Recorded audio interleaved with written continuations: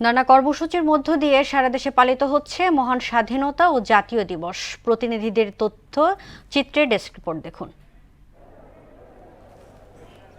খুলনায় যথাযথ মর্যাদায় ও ভাবগম্ভীর পরিবেশে মুক্তিযুদ্ধের চেতনায় দেশ গড়ে তোলার প্রত্যয়ে মহান স্বাধীনতা দিবস পালন হয়।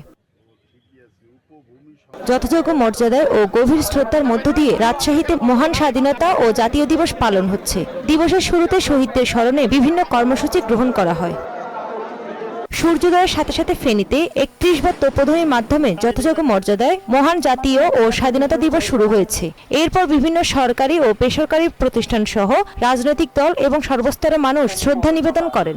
ময়মনসিংহে যথাযোগ্য মর্যাদায় পালিত হচ্ছে মহান স্বাধীনতা ও জাতীয় দিবস। এই উপলক্ষে সূর্যোদয়ের সাথে সাথে নগরের পাটগুদাম জাতীয় স্মৃতিসৌধে ৩১ বার তোপধ্বনির মধ্য দিয়ে দিবসের কর্মসূচি শুরু হয়।